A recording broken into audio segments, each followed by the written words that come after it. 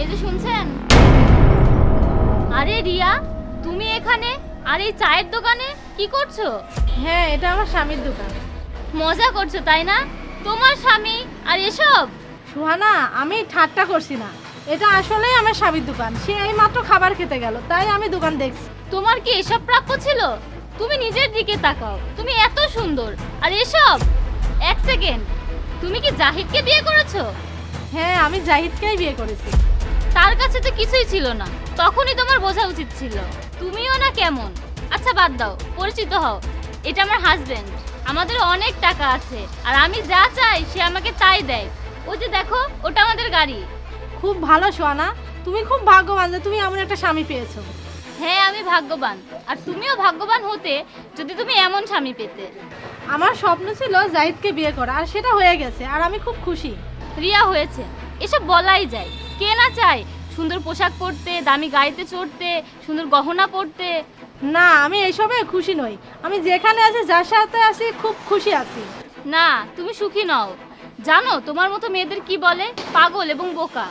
তুমি একটা ছেলের প্রেমে পাগল হয়ে নিজের পুরো ভবিষ্যৎটা নষ্ট করে ফেলেছো। তোমাকে কে বলেছে যে আমার ভবিষ্যৎ খারাপ? আর বেশি টাকা থাকলে ভবিষ্যৎ ভালো হয়? রিয়া, টাকা সুখের চিহ্ন, কিন্তু তুমি বুঝতে পারছো না তুমি কি করছো। আচ্ছা বাদ দাও, আমি তোমার দোকানে এসেছি তোমার কিছু বিক্রি হোক। এক কাজ করো, আমাকে কিছু চিপস বিস্কুট এগুলো দেখাও। এই নাও। তুহিন, এগুলো একটু ধরো। কি বললে? আমি এগুলো ধরবো? আমি কি তোমার বাবার চাকর যে আমি এগুলো ধরবো? কথা বলার আগে একবার ভেবে দেখতে কার সাথে এসব বলছো। তুহিন, এগুলো একটু ধরলে আমি টাকাটা বের করতাম। এইসব কি? এখন আমি এগুলো ধরবো? আর যাই হোক, তুমি তোমার বন্ধুকে অপমান করতে এসেছিলে, হয়ে গেছে।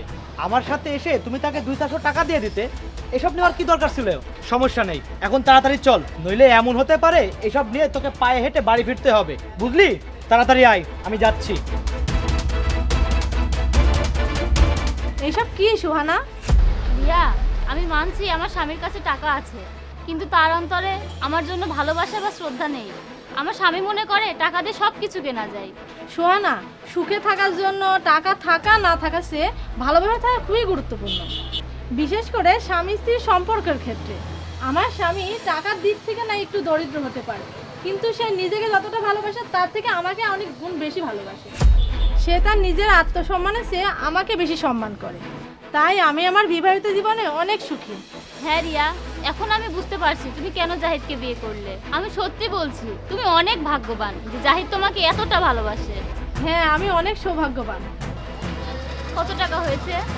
200 টাকা।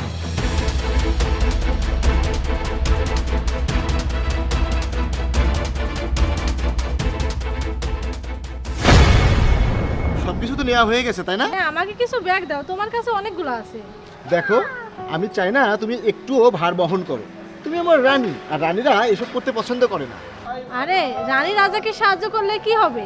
আমাকে কিছু ব্যাগ দাও, আমার ভালো লাগছে না তোমাকে এভাবে দেখতে। আচ্ছা, তুমি যখন শুনছোই না, নাও, এটা নাও, চলো।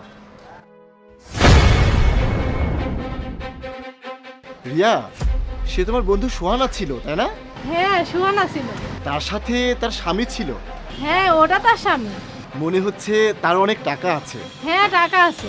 আচ্ছা, একটা কথা বলো, তোমার কি মনে হয় না তোমার স্বামীরও অনেক টাকা, ভালো গাড়ি থাকার দরকার ছিল, এবং তোমারও এসব প্রাপ্য ছিল? আমার কাছে এটাই সেরা, আর আমি খুব খুশি।